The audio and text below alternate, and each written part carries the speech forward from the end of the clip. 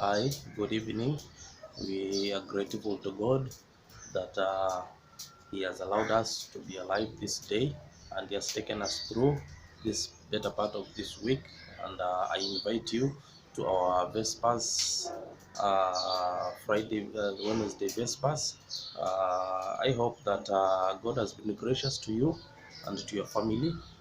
We continue praying that God will be with us and will continue guiding us throughout this period. And this evening, I'd like to share with you a text from the book of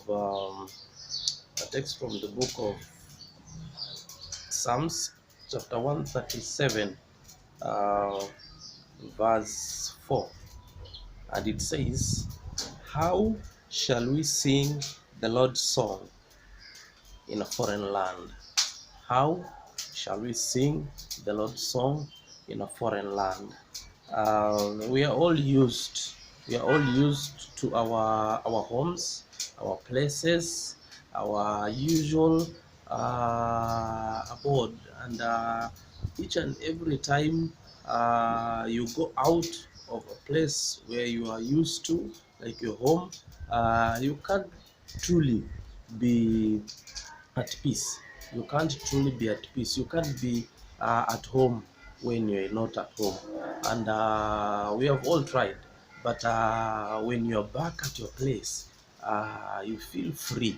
You can stretch yourself the way you want. But as long as you are away, you can't be as free as you are at your home, at your place. I remember during my studies, when the last day of college, the last day of exam, that last exam, it is the exam that I really prepared for. And I will read, I will study, I will do everything to make sure that in that exam I have to get it right, because I will use the very few minutes doing it. Immediately I'm through, start going home. Uh, there's no better time of traveling to me like the time that I was traveling going back home.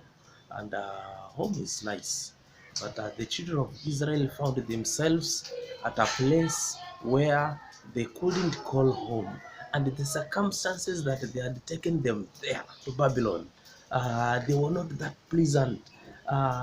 They hoped that God will intervene somehow in the way before they reach Babylon. When King Nebuchadnezzar visited Jerusalem, the children of Israel hoped that God will somehow intervene. He entered to the temple, he came out. They still hoped that on their way he will still intervene. They reached the borders of Babylon, the river Kerith, and they thought that here is the place where God will deliver us. We have history with our God who has delivered us in the borders of our enemies, and they knew that at this particular point he will still deliver us from this place. But unfortunately he didn't.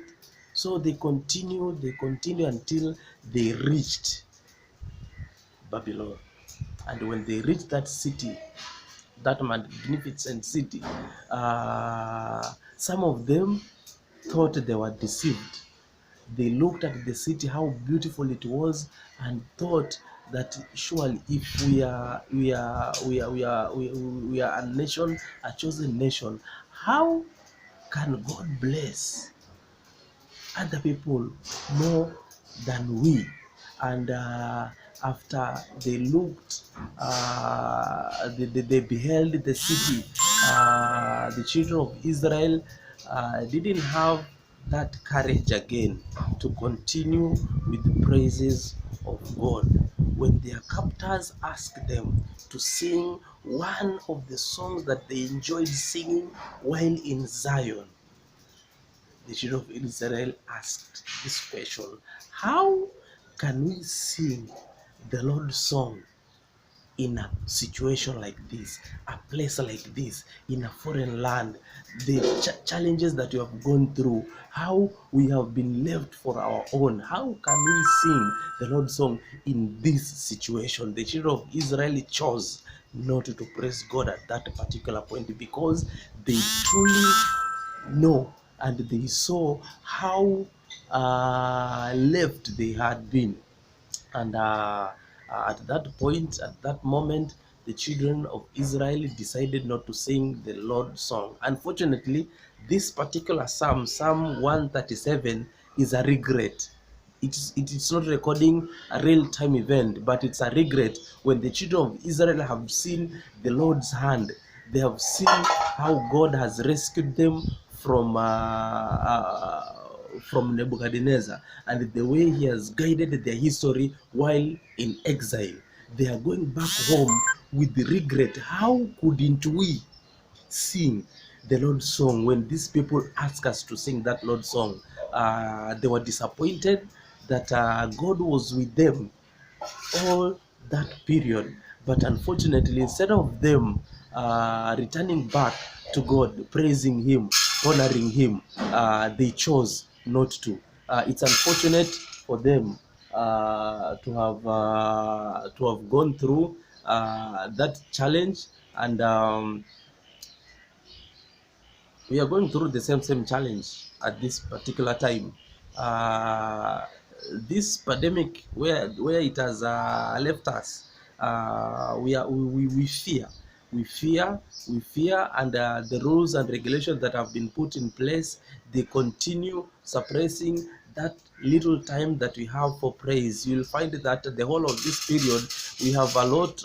Most of us, maybe the fear has overtaken our praise to a point where you don't even remember praying to God, because you're wondering if God is there. How come we are going through so much at this particular point? It's the same situation that the children of Israel were. They felt powerless in front of their captor, and because of that, it became so hard for them to continue praising God at that particular point. I call upon each and every one of us so that we don't fall into the same trap that the children of Israel fell when they were in Babylon. The day that God came to rescue them, they regretted, why didn't we praise God at that particular point where we were so desperate? At this particular point, it's up to us to continue having faith in this God that we serve, to continue praising Him, because we know that He's there for us, He will be there for us, and whatever happens, we know that out of it all, we will see the hand of God, how He will rescue this world, how He will rescue His ministry, how He will rescue His church, how He will rescue this faith, how He will come again and bring us all into the eternal life that He has prepared for us. I continue praising God. I continue worshiping Him. I continue praising Him because He has given us this day. And because we are alive today, we will continue praising Him as long as we live in this world. May the good Lord bless you and have a lovely remaining part of the week. God bless you. Amen.